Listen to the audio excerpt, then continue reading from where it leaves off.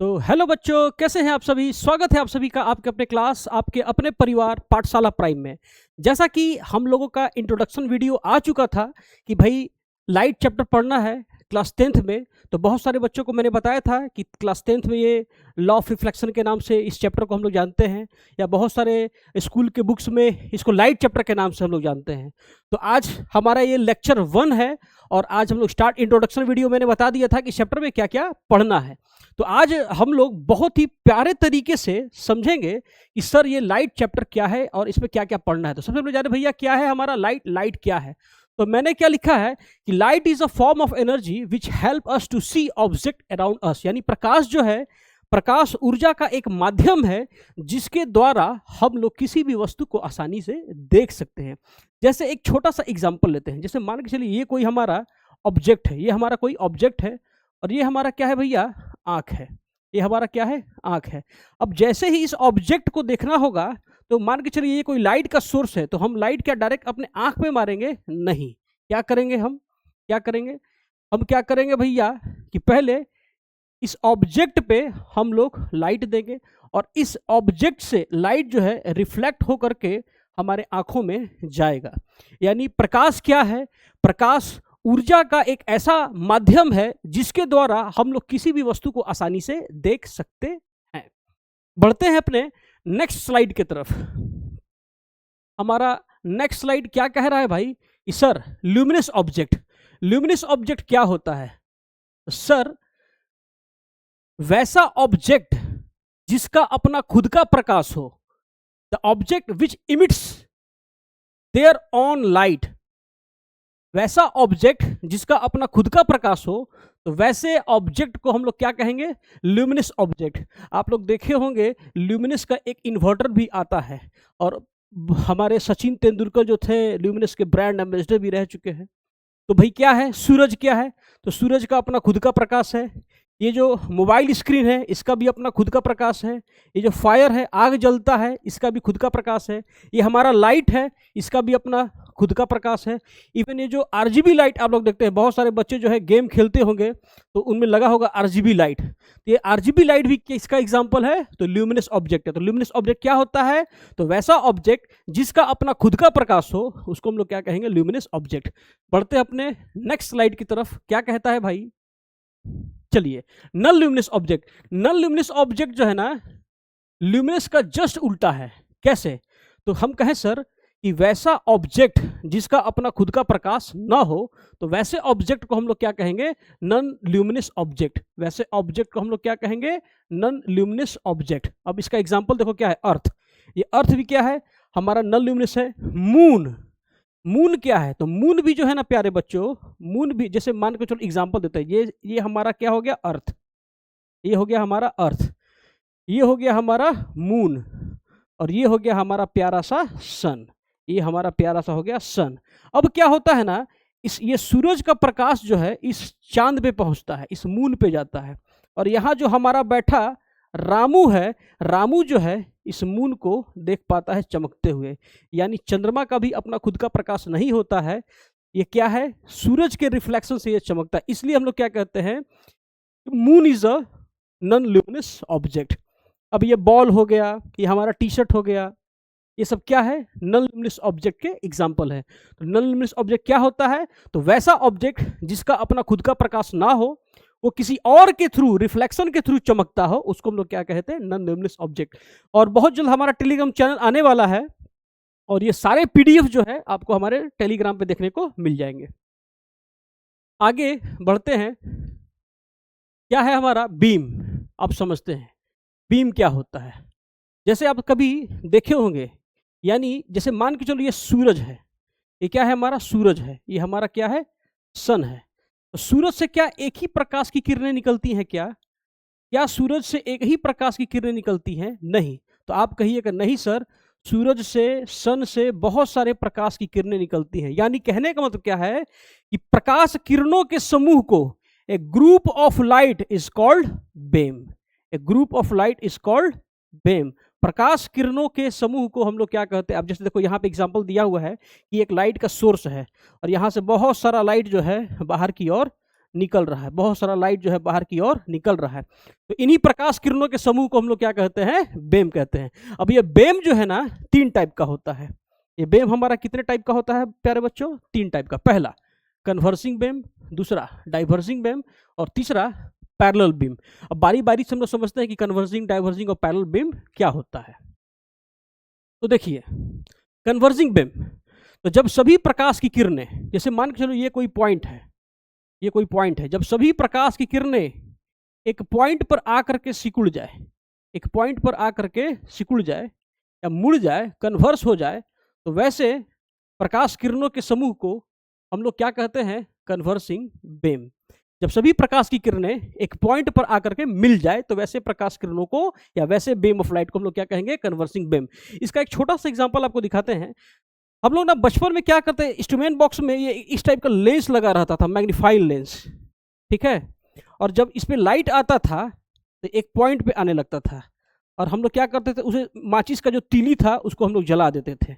माचिस के तीली को हम लोग क्या करते थे, यहाँ पे जला देते थे। तो ये क्या कर रहा है, ये सभी इंसिडेंट रे को, ये सभी इंसिडेंट रे को एक पॉइंट पर आकर के मोड़ दे रहा है, कन्वर्स कर दे रहा है।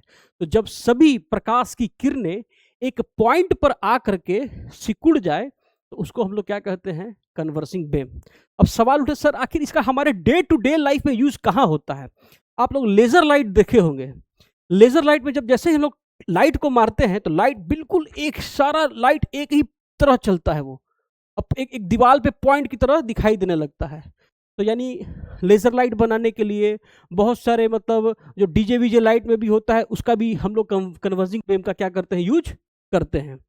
हमारा अगला क्या है, डाइवर्जिंग बीम। डाइवर्जिंग बीम क्या होता है भाई, तो जब सभी प्रकाश की किरणें, जब सभी ग्रुप ऑफ लाइट एक पॉइंट से चारों दिशाओं में फैल जाए तो इसको हम लोग क्या कहते हैं, डाइवर्जिंग बीम। अब इसका एग्जांपल क्या होता है, मान के चलो आपने स्ट्रीट लैंप देखा होगा रोड पे भी भाई, घर में बल्ब भी लगा होगा, ठीक। मान के चलो ये स्ट्रीट लैंप है, तो देखते हो ये लाइट क्या है, एक पॉइंट से चारों दिशाओं में ये फैल रहा है, ये चारों दिशाओं में ये फैल रहा है। तो जब सभी प्रकाश की किरणें एक पॉइंट से चारों दिशाओं में फैल जाए उसको हम लोग क्या कहते हैं, डाइवर्जिंग बीम। अब हमारा क्या है, पैरेलल बीम। पैरेलल बीम क्या होता है, जब सभी प्रकाश की किरणें, जब सभी प्रकाश की किरणें बिल्कुल पैरेलली चले, बिल्कुल क्या करे, पैरेलल चले। जब पैरेलल चलेगा तो वो एक दूसरे को इंटरसेक्ट जो है नहीं करेगा, एक दूसरे को इंटरसेक्ट नहीं करेगा। तो वैसे बीम ऑफ लाइट को हम लोग क्या कहेंगे, parallel beam. when the beam of light does not meet at any point it is called parallel beam। I hope आप सभी को ये टॉपिक समझ में आ रहा होगा। अभी बिल्कुल आसान टॉपिक है, धीरे धीरे हम लोग काफी भास्ट की ओर बढ़ते जाएंगे, ठीक है। आगे बढ़ते हैं भैया, क्या है इंसिडेंट रे। आहा, चलिए इंसिडेंट रे को हम लोग एक ही डायग्राम पे समझते हैं। इंसिडेंट रे क्या होता है, रिफ्लेक्टेड रे क्या होता है। चलो भाई, जैसे मान के चलिए भाई ये कोई प्लेन मिरर है, ये हमारा क्या है, प्लेन मिरर है। ये हमारा क्या है भैया, प्लेन मिरर है। तो वैसा मिरर जिसका सरफेस एरिया, जैसे मान के चलो हम क्या कहें, ये मिरर है, ये मिरर है, ठीक। तो जिसका सरफेस एरिया क्या हो, स्मूथ हो, चिकना हो, उसको हम लोग क्या कहेंगे, प्लेन मिरर। वैसा मिरर जिसका सरफेस एरिया क्या हो भाई, प्लेन हो और स्मूथ हो, हम लोग उसको क्या कहेंगे, प्लेन मिरर। अब देखो, जैसे मान के चलो यहां से कोई ये सन है, ये क्या है हमारा, सन है। ये सूरज का जो प्रकाश है इस पे आकर के गिरा, तो वैसा रे जो किसी भी ऑब्जेक्ट पे आकर के गिरता है उसको हम लोग क्या कहेंगे, इंसिडेंट रे। उसको हम लोग क्या कहेंगे, इंसिडेंट रे। यानी the ray which falls on any object या strike on any surface is called incident ray. तो ये हमारा क्या कहलाएगा, इंसिडेंट रे। और देखो इस पॉइंट पे आके गिर रहा है ना, इस पॉइंट पे आके गिर रहा है ना, तो इस पॉइंट को हम लोग क्या कहेंगे, पॉइंट ऑफ इंसिडेंस। इसको हम लोग क्या कहेंगे प्यारे बच्चों, पॉइंट ऑफ इंसिडेंस। अब क्या है, अब देखो हम लोग आगे बढ़ते हैं, रिफ्लेक्टेड रे। वैसा रे जो पॉइंट ऑफ इंसिडेंस से बाहर निकले, वैसा रे जो पॉइंट ऑफ इंसिडेंस से बाहर निकले उसको हम लोग क्या कहेंगे, रिफ्लेक्टेड रे। इसको हम लोग क्या कहेंगे, रिफ्लेक्टेड रे। अब देखो भाई, ये हमारा है नॉर्मल। बहुत सारे बुक में इसका जो एग्जाम्पल है ना, ऐसे या डेफिनेशन आप देखिएगा तो कहता है क्या कि नॉर्मल रे is the perpendicular of point of incidence. लेकिन वास्तविकता में एक बात समझने वाली है कि सर आखिर इसका नाम जो है ना, ये नॉर्मल रे आखिर क्यों पड़ा, इसका नाम जो है नॉर्मल रे क्यों पड़ा। एक छोटा सा एग्जांपल से हम लोग समझते हैं। जैसे मान के चलिए आपका स्कूल है और आप अपने स्कूल के बॉस हैं, या मेरा स्कूल है, मैं अपने स्कूल का बॉस हूँ। कोई बच्चा आया, मैं अपने स्कूल में बैठा हूँ, बोला ए बाबू इधर आओ। बच्चा इधर आया, उसको मारे खींच के एक था, बच्चा आया पिट करके चुपचाप चला गया। तो हम क्या, भाई बड़ा सीधा लड़का है भाई, कि आया थाप भी खाया और चुपचाप चला गया, बड़ा नॉर्मल इंसान है। अगर एबनॉर्मल इंसान रहता तो क्या करता, जवाब वो भी देता, हो सकता है 2 तमाच वो भी हमको दे दे। तो देखिए होता क्या है कि जब ये इंसिडेंट रे जा रहा था तो क्या ये 90 डिग्री का एंगल बन रहा है क्या, नहीं नहीं गिर रहा है ना। लेकिन जब किसी भी प्लेन सरफेस पे जब इंसिडेंट रे को, देखो ये 90 डिग्री के एंगल से हम गिराते हैं, कितना डिग्री से गिराते हैं भैया, 90 डिग्री के एंगल से गिराएंगे, तो पता है क्या होता है, ये इंसिडेंट रे और रिफ्लेक्टेड रे का पाथ जो है सेम हो जाता है। तो जब वैसा रे जिसमें इंसिडेंट रे और रिफ्लेक्टेड रे का पाथ सेम हो, तो वैसे रे को हम लोग क्या कहेंगे, नॉर्मल रे। अब समझ में आ गया कि ये परपेंडिकुलर क्यों होता है, क्योंकि ये 90 डिग्री से ही गिराया जाता है, इसलिए इसको हम लोग क्या कहते हैं, नॉर्मल रे। चलिए आगे बढ़ते हैं। अब ये हमारा क्या हो गया, अब ये हमारा क्या है भाई, देखिए ये नॉर्मल रे और इंसिडेंट रे के बीच में एक एंगल बन रहा है, तो इसको हम लोग क्या कहेंगे, एंगल ऑफ इंसिडेंस। इसको हम लोग क्या कहेंगे, एंगल ऑफ इंसिडेंस। और इसको हम लोग एंगल आई से डिनोट करते हैं। यानी वैसा एंगल जो नॉर्मल रे और इंसिडेंट रे के बीच में बनता हो उसको हम लोग क्या कहेंगे, एंगल ऑफ इंसिडेंस। आगे बढ़ते हैं कि अब ये रिफ्लेक्टेड रे और नॉर्मल रे के बीच में एक एंगल बन रहा है, तो वैसा एंगल जो रिफ्लेक्टेड रे और नॉर्मल रे के बीच में बनता है इसको हम लोग क्या कहेंगे, एंगल ऑफ रिफ्लेक्शन। इसको हम लोग क्या कहेंगे भाई, एंगल ऑफ रिफ्लेक्शन। और इसको हम लोग ना एंगल आर से डिनोट करते हैं। आई होप आप सभी को यह बातें समझ में आ रही होंगी। आगे बढ़ते हैं, इसी में थोड़ा सा क्या है भाई, देखिए रिफ्लेक्टेड रे क्या है, हम लोग रिफ्लेक्टेड रे जान गए, हमारा नॉर्मल रे जान गए, पॉइंट ऑफ इंसिडेंस समझ गए हम लोग, एंगल ऑफ इंसिडेंस समझ गए क्या होता है। आप सभी इसका स्क्रीनशॉट लेते रहिएगा।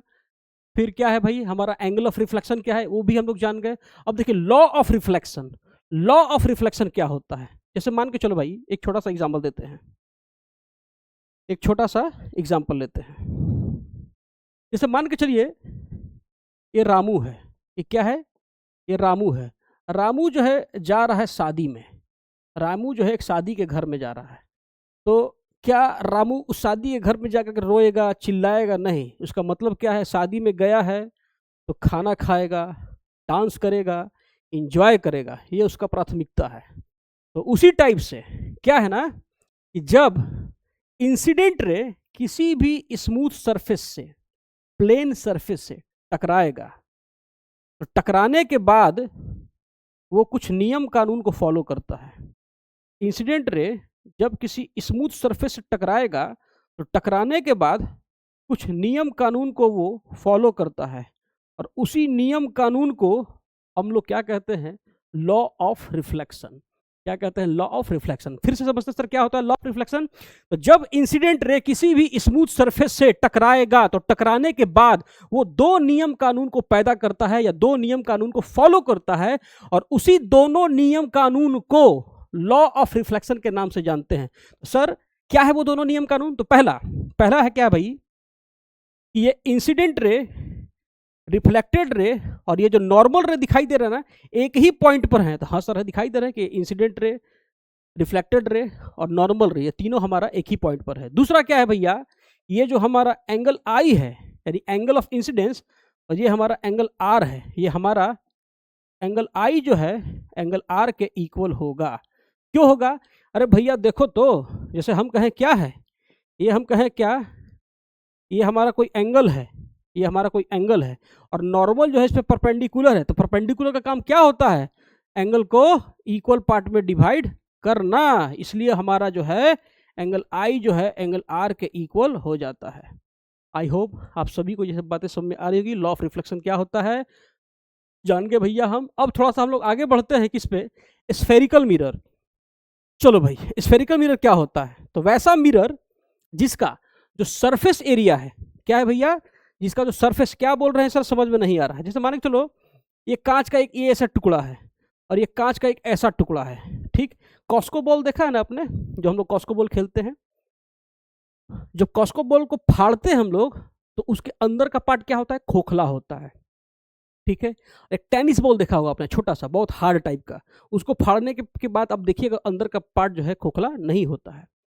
तो स्फेरिकल मिरर जो है बिल्कुल कॉस्को बॉल की तरह ही होता है। ये दिखाई दे रहा है, ये शेप, ये कॉस्को बॉल की तरह ही होता है। तो वैसा मिरर जिसका सरफेस एरिया क्या हो, हॉलो स्फेयर हो, खोखला हो, उसको हम लोग क्या कहेंगे? Spherical mirror. स्फेरिकल मिरर क्या होता है? तो सर वैसा मिरर जिसका surface area hollow part of a glass हो, गोल कांच का टुकड़ा हो, उसको हम लोग क्या कहते हैं? Spherical mirror. अब थोड़ा सा हम लोग समझते हैं। जैसे मान के चलिए भाई क्या है, हम कहें ये क्या है हमारा, ये गोल हमारा क्या है? स्फेरिकल मिरर है। इसको जब हम लोग बीच से ऐसे कट करेंगे, जैसे ही बीच से कट करेंगे, तो हमारा एक ये पार्ट आएगा और हमारा एक ये पार्ट आएगा। तो जब बाहर वाले पार्ट को हम लोग क्या कर दें? कोटेड कर दें, और रिफ्लेक्शन अंदर से कराएं। रिफ्लेक्शन जब अंदर से कराएंगे तो इसको हम लोग क्या कहेंगे? Concave mirror. इसको हम लोग क्या कहेंगे भैया? Concave mirror. Concave mirror. और जब अंदर वाले पार्ट को कोटेड करके, रिफ्लेक्शन बाहर से कराएंगे, तो इसको हम लोग क्या कहेंगे? Convex mirror. Convex mirror. तो आई होप आप सभी को ये बात समझ में आ रहा होगा, स्फेरिकल मिरर क्या होता है, कनकेव मिरर क्या होता है, कॉन्वेक्स मिरर क्या होता है। अब थोड़ा सा हम लोग स्लाइड में आगे बढ़ते हैं। चलिए भाई, क्या है हमारा? Centre of curvature. Centre of curvature क्या होता है? चलिए भाई थोड़ा समझते हैं। जैसे मान के चलो ये हमारा क्या है? स्फेरिकल मिरर है। ये स्फेरिकल मिरर का ये सेंटर होगा। जब इसको हम बीच से ऐसे कट करेंगे तो ये कुछ ऐसा पार्ट आएगा ना हमारे पास, ऐसा, और फिर इसका ये टुकड़ा जो है इधर से ऐसे आएगा। तो ये जो सेंटर दिखाई दे रहा है ना, ये किसका पार्ट है? ये स्फेरिकल मिरर का ही पार्ट है।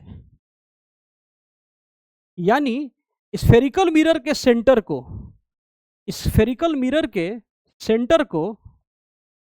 आखिर ये सेंटर है किसका? ये सेंटर है हमारा स्फेरिकल मिरर का ही सेंटर है। तो जब इसको बीच से कट करेंगे तो इसका एक टुकड़ा यहां जाएगा और उसका एक टुकड़ा यहां पर आएगा। तो यानी स्फेरिकल मिरर के सेंटर को ही कनकेव या कॉन्वेक्स मिरर का सेंटर ऑफ कर्वेचर कहते हैं, और इसको हम लोग कैपिटल सी से डिनोट करते हैं। स्फेरिकल मिरर के सेंटर को ही कॉन्केव या कॉन्वेक्स मिरर का सेंटर ऑफ कर्वेचर कहा जाता है। अब आगे समझते हैं भाई, पोल क्या है। तो अब समझते हैं भाई, जैसे ये हमारा क्या है? कनकेव मिरर है। ये हमारा क्या है? कनकेव मिरर है। ये हमारा क्या है? कॉन्वेक्स मिरर है। ये हमारा क्या है भाई? ये हमारा कॉन्वेक्स मिरर है। ये इसका सेंटर होगा, ये कॉन्वेक्स मिरर का सेंटर होगा। तो सेंटर ऑफ कर्वेचर के ठीक सामने जो पॉइंट आता है, सेंटर ऑफ कर्वेचर के ठीक सामने जो पॉइंट आता है, उस पॉइंट को हम लोग पोल के नाम से जानते हैं। क्या नाम से जानते हैं भैया? इस पॉइंट को हम लोग पोल के नाम से जानते हैं, और इसे हम लोग कैपिटल पी से डिनोट करते हैं। इसको हम लोग किससे डिनोट करते हैं? कैपिटल P से। अब थोड़ा सा हम लोग समझते हैं, ये हमारा क्या था? Centre of curvature. ये क्या था हमारा? Centre of curvature. तो सेंटर ऑफ कर्वेचर और पोल को जो लाइन सेगमेंट मिलाता है, उस लाइन सेगमेंट को हम लोग क्या कहेंगे? Principal axis. क्या कहेंगे भैया? Principal axis. यानी the line segment who meet the pole and centre of curvature is called principal axis. आगे बढ़ते हैं अपने नेक्स्ट स्लाइड की तरफ। क्या कह रहा है?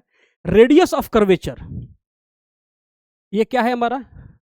कनकेव मिरर है। ये क्या है हमारा भैया? कनकेव मिरर है। ये हमारा क्या था? पोल था।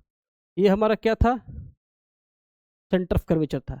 तो पोल और सेंटर ऑफ कर्वेचर के बीच के डिस्टेंस को रेडियस ऑफ कर्वेचर कहते हैं और it is denoted by capital R। इसको हम लोग कैपिटल R से डिनोट करते हैं।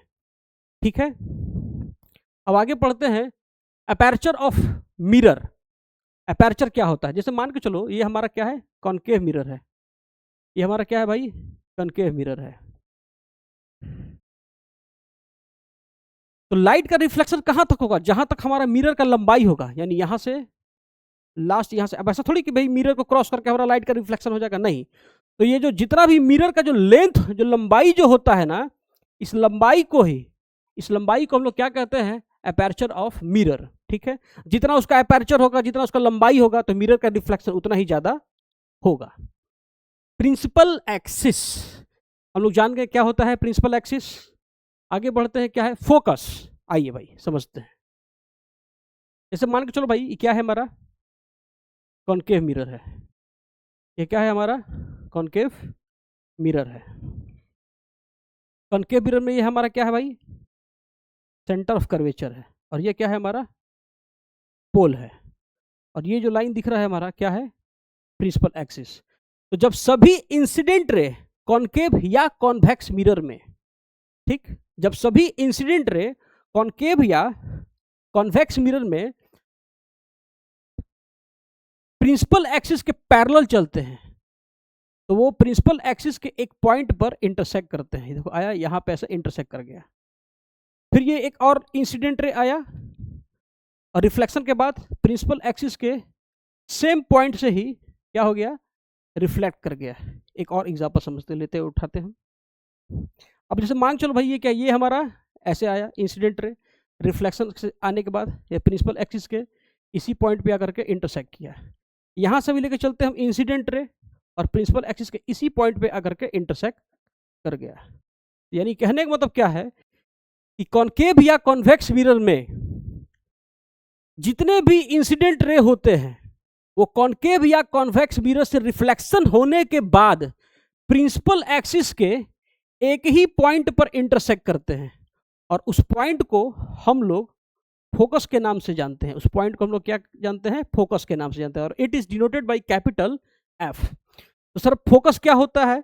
तो बिल्कुल सिंपल सा इसका जवाब है कि सर जब सभी इंसिडेंट रे कॉनकेव या कॉन्वेक्स मिरर से रिफ्लेक्शन के बाद प्रिंसिपल एक्सिस के सेम पॉइंट पर इंटरसेक्ट करते हैं, सेम पॉइंट पर इंटरसेक्ट करते हैं और उसी पॉइंट को हम लोग फोकस के नाम से जानते हैं और इसको हम लोग कैपिटल F से डिनोट करते हैं।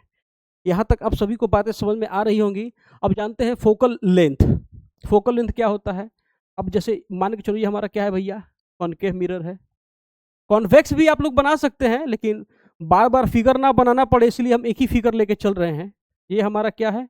प्रिंसिपल एक्सिस है। ये पोल है। ये क्या है? हमारा सेंटर ऑफ कर्वेचर है। और ये क्या है? हमारा फोकस है। तो फोकस और पोल के बीच के डिस्टेंस को हम लोग फोकल लेंथ कहते हैं और इसे हम लोग स्मॉल f से डिनोट करते हैं। इसको हम लोग किसे डिनोट करते हैं? स्मॉल f से। और एक और बात समझने वाला क्या है, जैसे मान के चलो ये अगर रेडियस ऑफ कर्वेचर का लंबाई अगर 10 सेंटीमीटर हुआ, 10 सेंटीमीटर हो, तो समझ जाना भैया ये फोकल लेंथ का लंबाई होगा 5 सेंटीमीटर। यानी कहने का मतलब क्या है जो है ना प्यारे बच्चों, ये जो स्मॉल f जो है ना रेडियस ऑफ कर्वेचर का जस्ट आधा होता है। ये फोकल लेंथ जो क्या होता है? रेडियस ऑफ कर्वेचर का आधा होता है। ये थ्योरम है न्यूमेरिकल है, इसको हम लोग प्रूव भी करेंगे। हालांकि अब तो पूछा भी नहीं जाता है कि सर इसको प्रूव करके दिखाइए, एग्जामिनर पूछता भी नहीं है, लेकिन बस एक बेसिक कंसेप्ट होता है कि ये जो रेडियस फोकल लेंथ जो है रेडियस ऑफ कर्वेचर का आधा होता है, या हम क्या कहें R=2f। ठीक है, तो ये एग्जाम में अब पूछा नहीं जाता है, लेकिन हम लोग जब पढ़ते थे तो इसको हम लोग डिराइव भी करते थे। हालांकि अब सीबीएसई जो है कोई भी डेरिवेशन पूछता नहीं है, लेकिन हम लोग जब भी पढ़ेंगे तो बिल्कुल डीपली पढ़ेंगे और इसको डिराइव भी बहुत खूबसूरत तरीके से करेंगे। तो आई होप आज का लेक्चर आप सभी को समझ में आया होगा। नेक्स्ट वीडियो बहुत जल्द आपके सामने दिखाई देगा, और बाकी आज वो जो मैंने भी आपको पढ़ाया उसको एक बार समझिएगा, और जिन बच्चों को समझ में नहीं आए तो कमेंट बॉक्स में उसका जवाब बिल्कुल देंगे, और हम लोग मिलते हैं अपने नेक्स्ट वीडियो में। तब तक